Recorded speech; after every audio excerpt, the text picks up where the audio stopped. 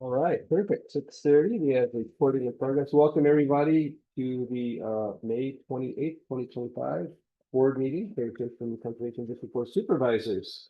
Welcome to our special guests tonight, Heather Smith from Grays Harbor and Craig Wilson from Okanagan CD. Thanks for joining us here. We just said we're recording a meeting here, so we have all of our supervisors here tonight too, including our newest supervisor. So full house. First item up here is an agenda review. I'm going to propose one change to the agenda, which is to move item 6, the welcome new board supervisor, up to right after agenda review. It doesn't make any sense to get all the way through the meeting and then welcome. So let's put that right after we adopt our agenda. Is there any other changes to the agenda? No. If not, we'll need a motion. I'll want to change the consent agenda when we get to that. When we get there, yeah, I have some items to pull on that too, so, okay. Motion to approve the agenda. As amended, As amended. okay, and seconded by Mary Ann. You Okay, pull- so we will vote on our agenda. Dave? Aye. Dan? Doug? And I vote aye as well. I vote aye.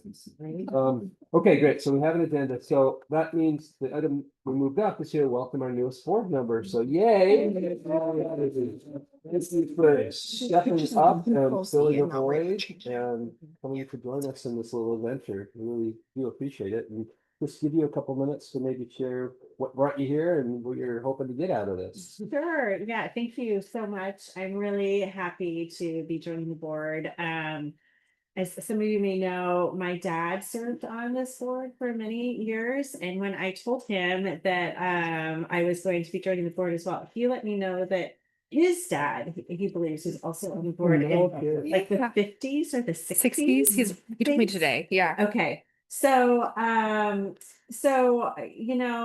I've obviously been hearing about the great work that the Conservation District does literally my whole life. I've seen it in action on our ranch in Tenino, and I'm just happy to be here and help contribute and give back just a little bit of all of the benefits that we have received for generations now from the Conservation District. So thank you for welcoming me. I appreciate it. Yay. So happy that you're great. And apparently I was reelected too. I got sorry, forgot to copy you on this email from the commission like 2 days ago. They're like, by the way, Yeah, I think I only got it like 3 days ago. So okay, you're not that far behind the curve. good thing I was at the meeting. They called my board chair, Mr. She didn't take too kind of. Family really enjoyed it. In the letter, not just in. That's what happens when you've got like 45 of them. Yeah, It's all. that's so funny. Okay, with that, let's move to our consent agenda. There are a number of items on consent tonight. I'm suggesting we pull items E through H for action after consent. Is there any other pulls from consent? I'm gonna abstain on the ACD forestry stuff. Then let's pull it and have a separate vote on it. So we'll pull that as well. So that leaves the minutes from last month, the May financial report, and the RCO funding agreement on our consent agenda. So we'll need a motion on that. I'll move to. Second. Okay, moved by Marianne, seconded by Doug. Take a vote on that. Marianne, Hi. Doug, David? Aye. Jennifer? Chair votes aye as well. Okay, so now we need to deal with the NACD forestry funding agreement. We'll need a motion on that. Okay. You need approval? Second. Moved by Marianne, seconded by David. We will vote on that. Marianne, Hi. David, Aye. Doug, Abstain. abstention, Jennifer, the chair votes aye. Right? That then puts the remaining 4 items that we pulled B through H. I pulled these just to have some discussion and some clarity here. I read all of them, and it's very clear what work is going to happen. What's less clear to me is, what does it mean? What is the impact? What is is there gonna be some outcome in terms of improving Puget Sound that's gonna be different as a result of this work? And that wasn't at all clear to me, so that's why I pulled them and wanted a little further clarification on that. Yeah, this is the bureaucratic process unfolding in these contracts. So the board prior has approved a master agreement between the Conservation District and Department of Fish and Wildlife Service, the building conservation capacity in South Sound. The whole premise of the grant program that we applied for was to increase capacity for habitat restoration in our region. The majority of the dollars from that grant go to the district to do that, to increase staffing resources and capacity to serve more people, do more technical assistance, and do more project development for habitat restoration in this region. With that, we had several partners on that grant, which are the land trusts that were listed in each of those four subrecipient agreements. They were also funded as part of this collaborative grant project. And so these are the contracts that are exchanging the funding that they were awarded through us through that master agreement, right? So they each had smaller pots of funding that we passed through. Their intent is the same. It's to increase their staffing capacity and resources and to support really hard things for land trusts to fund, like due diligence costs, when they're developing these projects and these relationships with landowners, and they're talking about easements or acquisitions of property or enhancing properties that they own. A lot of their funding mechanisms are donation based. They've got very robust fundraising campaigns. And so one of the functions that the Conservation District plays a lot with our small nonprofit partners is the hub, right? With all the spokes, it's the fiscal agent for these larger grant programs that we can pull down that are collaborative partnership programs, and then provide some funding to sort of raise all of the conservation boats in our community. And so this is one, and you'll likely see another one of these that is passed, that includes some collaborative partner funding for land trust to help, again, just sort of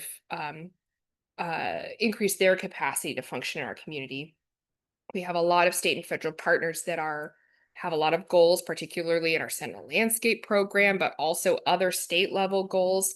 And there is a big gap in the scale and the volume at which our land trust partners can come to the table, because most of them are a lot of smaller entities that don't have a lot of capacity or expertise to do grant writing or develop other types of funding outside of their traditional structures.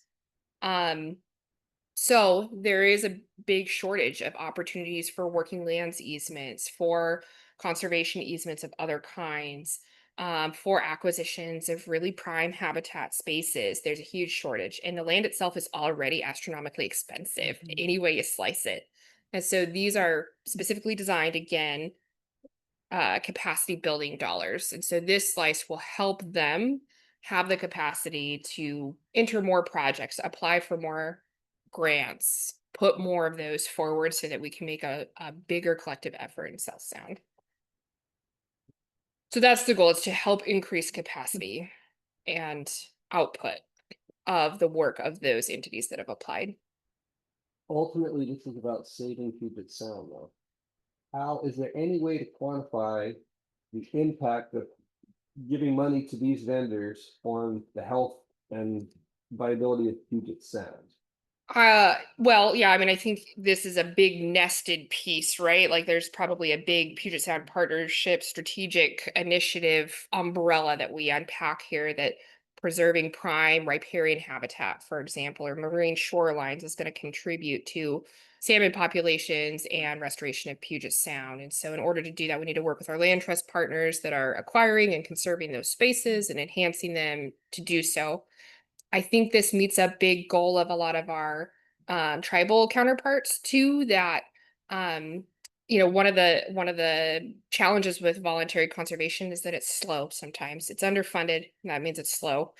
And then landowner willingness is a huge factor, and that can be slower, right? We sometimes need to work with multiple generations to achieve a mission. And so building this capacity is meeting an effort to meet that target faster, right? Have more capacity to meet that faster, which is a recognized priority of one of our tribal partners is to do more now, because we should have done it yesterday. And this is an effort to help bridge that gap. So let me ask. There's a whole lot more there, but that's it. Right, so even like TJ said, it's to help Puget salmon, salmon habitat. But that's really far reaching. That's forests that are, maybe not even that you don't think of that would be helping. And honestly, I think we need to do more like this locally as much as we can, not knowing what's gonna happen on a federal level. And I'm really grateful that there's a recognition that one of the hardest things about being a small entity, nonprofit or otherwise, I mean, TCD even is having to piecemeal together funding to keep your staff, your technical staff whole, or to keep your operations going, right? And so there is more recognized investment by the state in capacity funding. This is one of those. And it is like Right. wonderful because it's an opportunity to not always just be feeding the funding generating machine, and to continue to focus on the work and the projects and the development and the relationship building. So there is a lot of intangible here, but it's like the critical intangible that makes the tangible possible.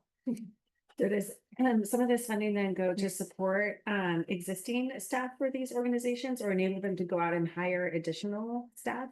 Yes, and. Okay. Yep.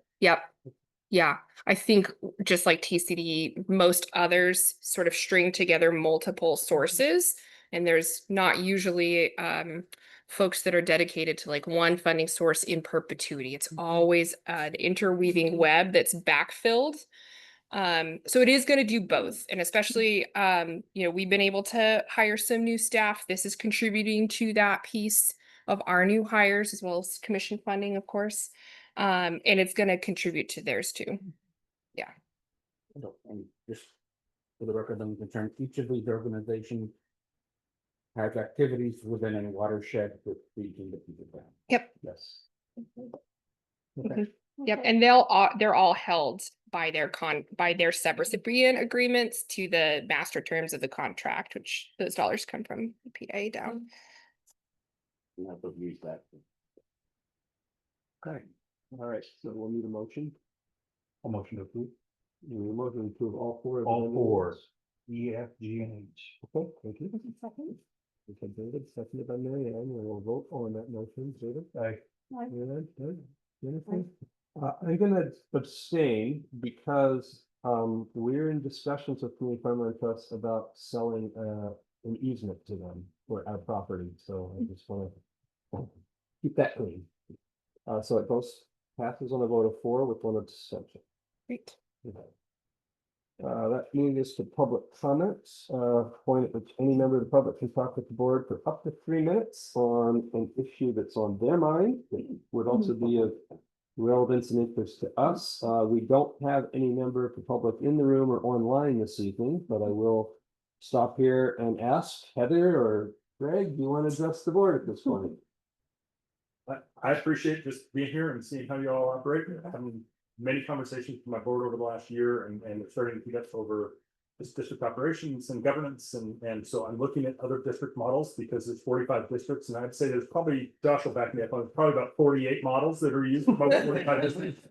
So trying to figure out, is there little pieces we can steal from different ones? So I was in the area anyway, so it's better than sitting in a hotel room and, throwing my thumbs. So, Okay, thank you. here we go. Heather, anything to? What I had to contribute probably goes under the WACD spot, so I Okay. don't know if that would be better or if you want me to. No, that's fine. Let's hold it and do it there. PWATD.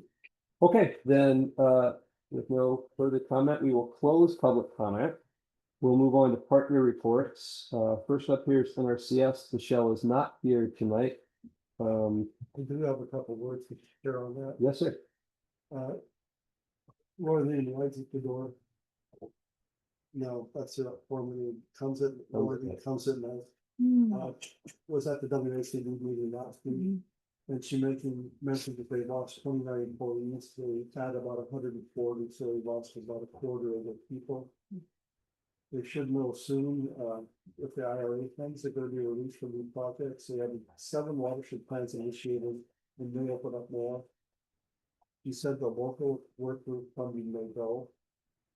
They're talking about the location of national staff. Moving them to different places and co-locating them with the NHS.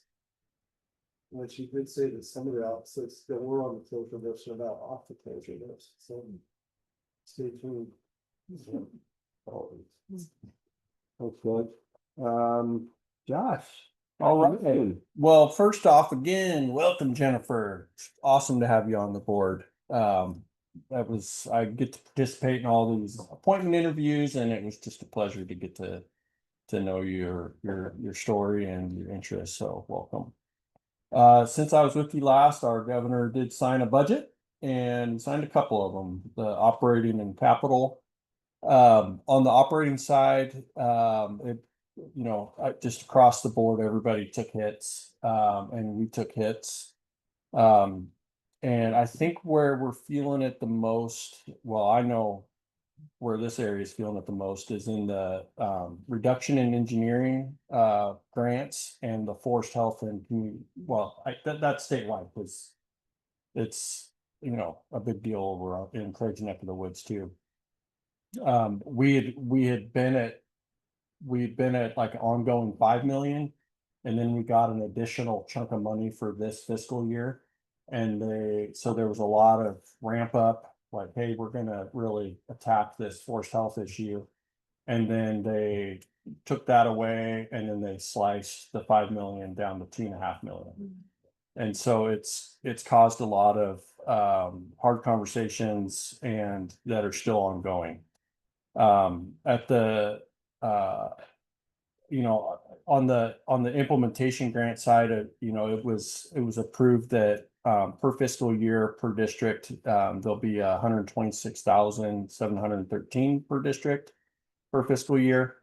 And then on the capital side, the natural resource investment funding, that is one of those pots of money that's split evenly amongst the 45 districts.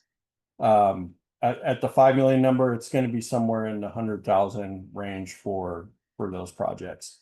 And the shellfish funding was maintained at 3.5 million. I know that's a source of funds that you guys access. And then I guess I will say, I'm trying to find the positive here. I think something that, even going back to Jennifer's dad helping out in the early days of the Office of Farmland Preservation when he was a task force member as well as a commissioner, we've always been trying to find money to kind of put into the commission to help fund agricultural easements. And the program that has kind of ultimately been developed is called the Farmland Protection and Land Access. And this is where your land trust partners can access funding through the State Housing Finance Commission to purchase outright farmland that's up for sale or in dire condition of needing intervention. And then at that point, the land trust can hold it for a period of time while they sort out, the legalities of, the easement and getting that ready. And then also finding that next generation farmer or new farmer. And there's some criteria about that. But the commission is kind of, we're kind of like the easement takeout side of that transaction. And so the districts or the land trust can come to us and apply and get that easement took out, and then they can sell that farm at its agricultural value. And so the legislature again funded it at $4 million. And the Housing and Finance Commission just keeps pouring more money into this. They've really seen the value in it. Their model is different than most state entities where, they do a tremendous amount of bonding in the state. And so kind of the cream that comes off of those loan repayment terms, they treat it as strategic initiatives, and they've poured a bunch of money into this strategic initiative, and it can just keep going up and up. So that's been a really good thing, and we're seeing transactions happen more and more frequently. I know we just approved some at the May meeting, and so I was at the Lewis board meeting earlier today and was sharing about a dairy farm out along the Satsop River in Grace Harbor County that was a basically a long-term farmhand, Mr. Torres, that the owners were gonna sell it, and they wanted him to take it on, and he's just a tremendous farmer, and good. It's just a great, this is like this buy, protect, sell model is really encouraging. At the June 18th meeting, so a couple of the things that weren't able to be addressed at the May commission meeting is leading to a special meeting. They're going to be talking about the professional engineering grants. They're going to be talking about the riparian grant program and the grants and procedure manual. All those will be coming to them for some sort of action. So we'll be anxiously waiting for that. The riparian grant program is open right now for applications. I'd encourage staff that are participating in that to, pay attention to any of the messaging that's coming out about any of the changes. So there was a lot of comments on the grant program. And so they've just been poring over those and coming up with responses. VSP is having some programmatic changes out for public comment right now. I don't have all the changes in front of me, but one of the big ones in response to really districts that don't have the staffing capacity to generate a bunch of projects on the front end, to get into that competitive nature of VSP capital awards. They're proposing to set aside 40,000 in capital for each VSP county, and then have a competitive round. So they'll have something to work with, get a project going, or at least have a project. Last year last biennium, there was a bunch of districts that just missed the boat, and they were like 2 months late and there was no more money. So this is at least one thing seeking to address that. There is funding for sustainable farms and fields. I would encourage any of your staff that participate or are interested in that program. They're having a webinar on June 3rd at 1 p.m. to talk about that program. And then I'm sure it's hit the inbox, but the master contract between the commission and districts was sent out with a red line version, identifying all the little minor changes that happened in that contract. That's something that has to be approved every 2 years. If it's probably made it down your way. If not, it's probably coming soon. So that'll need to be approved, and that's kind of the vehicle to get commission funding. So once that's in place and grants start getting awarded, whether it's the implementation or anything else, the grant addendums will that first one will be due at the end of July. So that needs board approval. So other than that, just a bunch of end of year stuff coming up. I know it's on people's radars. Hope folks are able to attend the statewide leadership forum on June 12th. We're just super stoked to have actually the two managers in this room helping to facilitate a chunk of that meeting, and I think that's going to be really helpful, and I'm looking forward to that. So happy to answer any questions. Questions for Josh? Couple comments. One, the Kitsap election, it was advertised as only farmers could apply, which isn't in the statute. So that was contested, and it's unclear at this time what Kitsap is going to do. Maybe just leave it vacant. They're concerned about the cost of the election. So that's the thing. And a gentleman opened up the meeting, Chris Max, who's the vice chair of the Yakima Nation, is a Yakima elder. And he pointed out something I thought was really good. What we're working on is greater than us. Thought that was really cool perspective.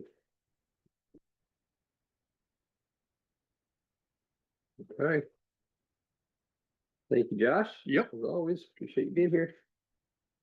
That moves us to WACD, Doug, and I guess Heather. You're the guest. Go ahead. Yeah, so I'm one of our Southwest area directors for the OECD.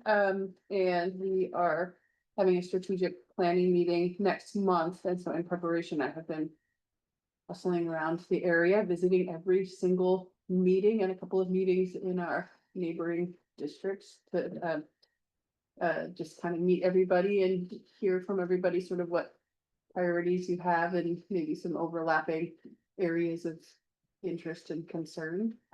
This is actually my last meeting on the list, so this is fun to wrap up with you guys. And so, yeah, I'm sort of just asking everybody what your thoughts are as to how WACD is serving you now and how you would like to see them serving you moving forward. And if you don't have an answer, that's okay. But I'm just curious and yeah, would love to hear about that. And then, yeah. It's Any feedback for Heather? To add to? Yeah, no, What? okay.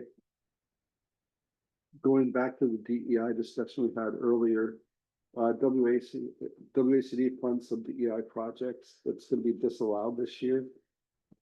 And what they're doing is moving it around, doing the walnut shell thing. So they won't call it DEI, but it'll still be there. So I think that was smart. There was, in my estimation, a screw up on the finance committee. They didn't include in the budget any COLAs for staff. I'm not sure how that got through. Topic for discussion, and please don't take this real seriously at this time. There's funding issues, and we've talked about supplemental dues investment, where there'd be optional. That's never happened before, at least not that I'm aware of. The CDs could dedicate funds to a specific area. And Heather went from the staff was gonna survey folks to see kind of what the feeling is there. And I think with the current downturn in federal funding, you could probably guess what the outcome might be. The PMC, the Plant Material Center, is doing pretty well. Up a little bit on revenues from last year, but expenses are up proportionately, so no big surprise there. They're looking to partner more with local nurseries up there to expand their, I think, 59 acres of plants is what they have, and the demand is greater than that, so they're looking for ways to advance that. The staff is starting to work on the draft annual conference program. It will still be over at Airway Heights at the Northern Quest Casino like it was last year. There were some folks who didn't like having to walk through the smoke to get to the meeting room. Let's see. You said it's gonna be at the same place? Yeah. And Heather I got to make the motion. She's now the deputy director of WACD. And the idea is for a transfer when Tom leaves. Tom's wife had a cerebral hemorrhage about 2 weeks ago now. Well, with the Okanagan. Yeah, I'm sorry. Yeah, well, it didn't have anything to do with you guys, I don't think, but. So he's helping her convalesce, and she's in a home right now. He's staying there too. Heather mentioned a strategic planning session on June 17th, and we're having a June 16th board meeting in Bow, and there will be a virtual component there. That's it, unless there's questions. Well, I have a question. So you mentioned the budget situation and supplemental dues and whatever. So what are the drivers that are creating the budget challenge? I think we have 3 staff. Most state associations have a half. That's what I was assuming. So, because I know there's questions when Heather was brought in about the sustainability of the hire. Well, if Tom goes off, and when he first came on, my conversation with him were 2 or 3 years, he's gonna be around. Well, it's been like 5 or 6 years Yeah. now, so. And then with the personal trauma that's going on. So it's staffing costs, it's the driver right now. I think so. Yeah. I think so. Yeah. And they're doing a lot of traveling.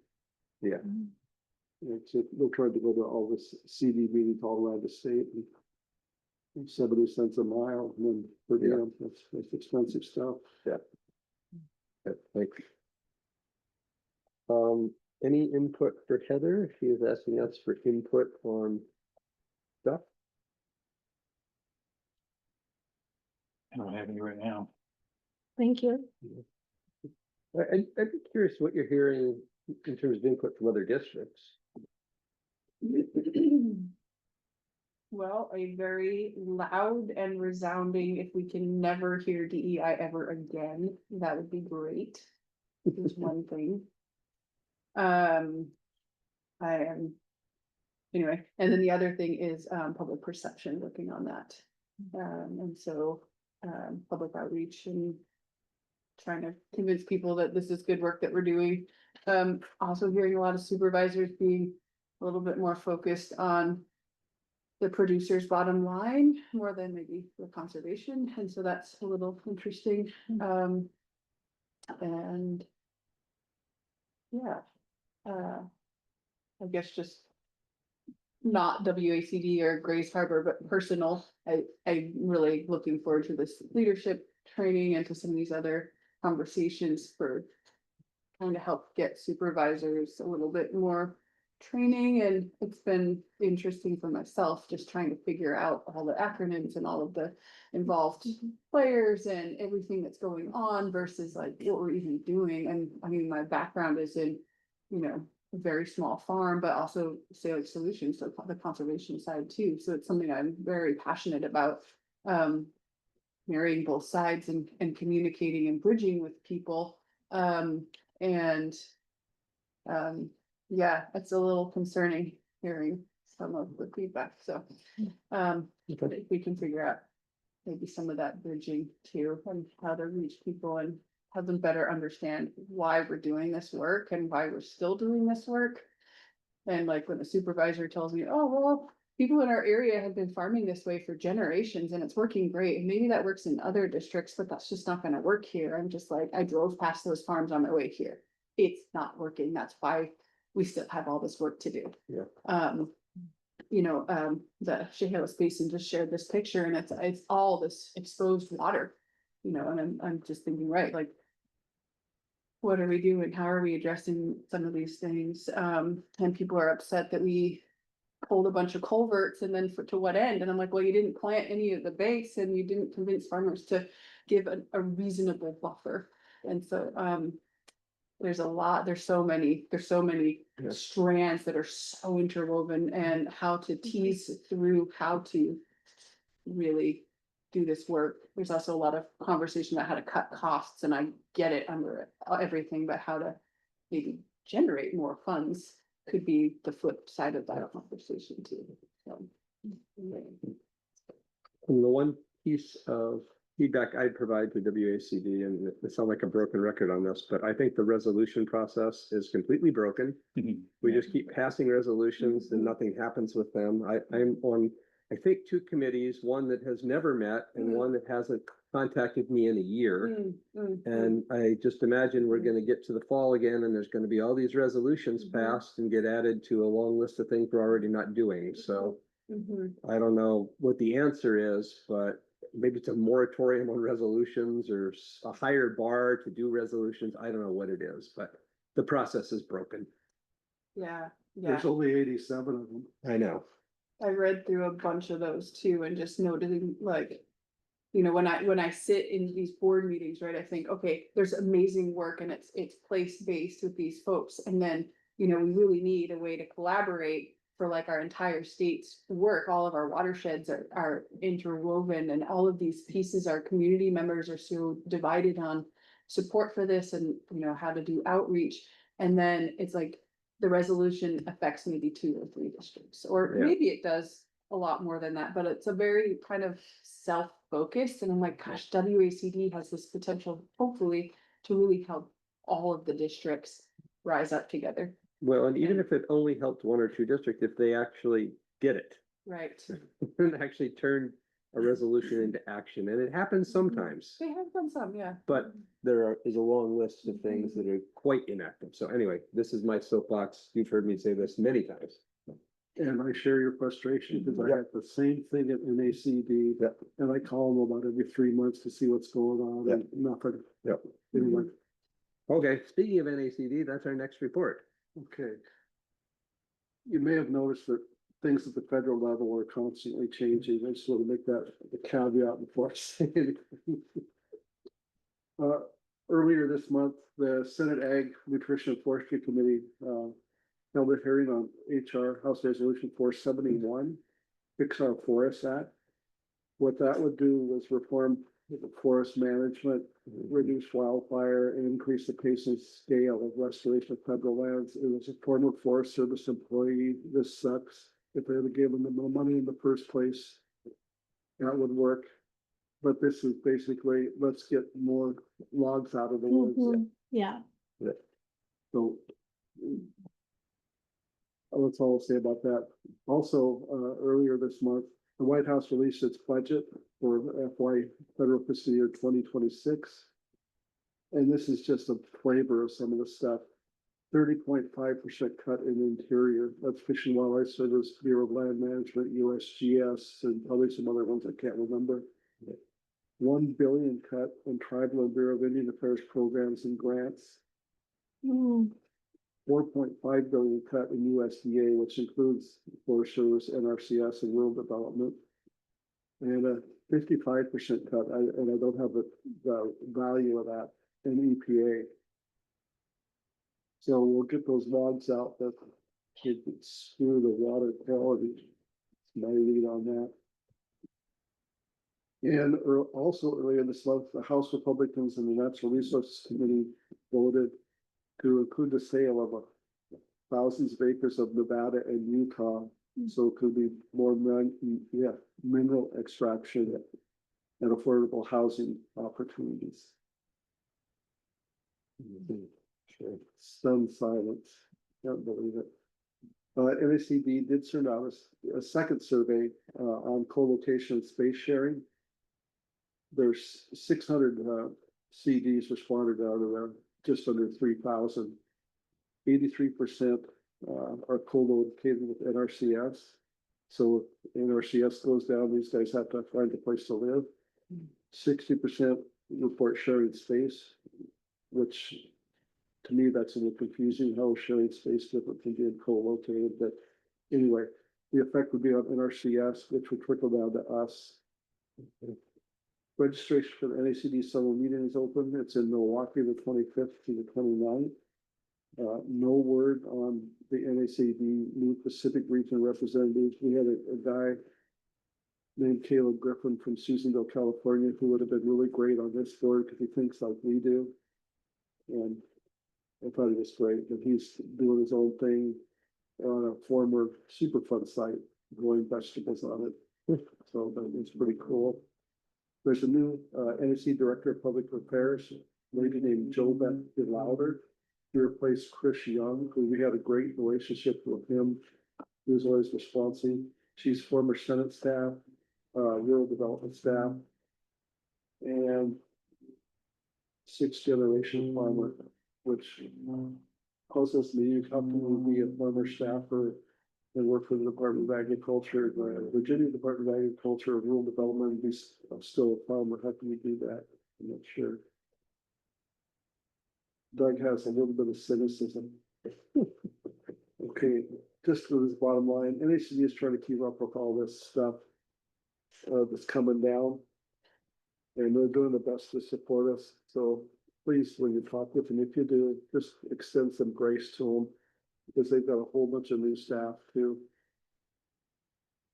And that's all I have unless someone has questions. Questions? Yeah, just to give you a point of information, we are co-located in our office. We don't share exact space. We're in the same building, on the same roof. I was informed 2 weeks ago that FSA is now doing a daily nose count of who's in the office for every office in the building. The feds or you guys too? Everyone. And I told them they are not welcome in my office to do that count. So Show them the sign that says no employees behind us. yeah, but I just, so you can pass it up the line. So, Yeah. Well, so the local staff weren't upset about it, but yeah. Just see, crazy things happening. Things, yeah. All right, thanks, Doug. That moves us on to item 7, elections. We need to elect a chair, a vice chair, and a board auditor. So I've obviously been serving as chair. Betsy was our vice chair. David's been the auditor. I'll be happy to do vice chair. Ha, you better Are never you be self-nominating? So let, we need to take these, let's take these one at a time. All right, So let's start with auditor, with board auditor. Are you willing to continue? willing to continue. Someone want to nominate David? I'll nominate David. Is there a second? I second. Okay. Any other nominations? Then we will vote on David as our auditor. I think we should do it by popular approval. Yes. Yes. Yes. Yes. Yes. Yes. Yes, and yes, okay. So you will continue as auditor. Okay, now we will take nominations for chair. I nominate TJ Johnson, Second. assuming. Will I ever get out of this job? It's like the Nixon years, 4 more years. I'll start doing a really bad job and then you won't want me next time. You know, he said that last time. That's true. I You just did? forgot to start Yeah, doing a bad you job. really did say. No, it's been going pretty well, I think. All right, well, I'm willing to do it another year, so, all right. So that was- that Was there a was- second on the nomination? Seconded? Okay. Any other nominations? Okay, we'll vote on that then. Doug, David, Aye.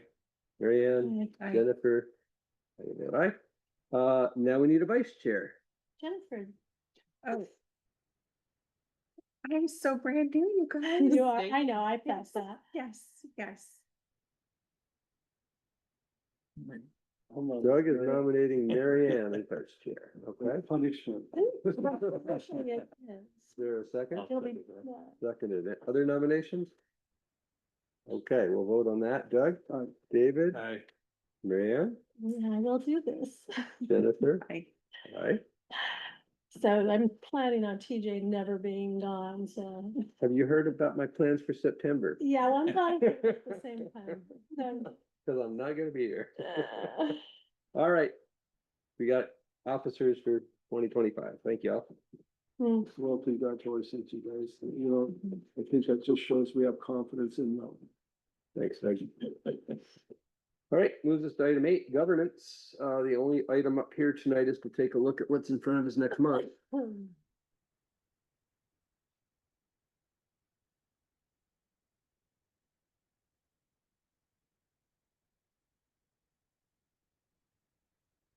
Can you make it bigger, please? Thank you. Okay, so there we go. There's our work session list. We've got Jay doing a wildfire protection update, community partner to be determined. We debrief, update from the long-term funding committee, CEC. Sarah, did you say we need some type of strategic planning there too, right? Let's add strategic planning update. And what's the date of our meeting? The 28th or something? Let me say 25th, 25th, Wednesday the 25th. Okay, so we added strategic planning. Anything else at this point? Okay, we'll go with that for now. Board meeting agenda, the usual, it looks like. Nothing out of the usual there. Executive sessions are always up there. We sometimes don't have them, but we always put them in as a placeholder. All right, so that's our draft for now, subject to revisions before June 25th.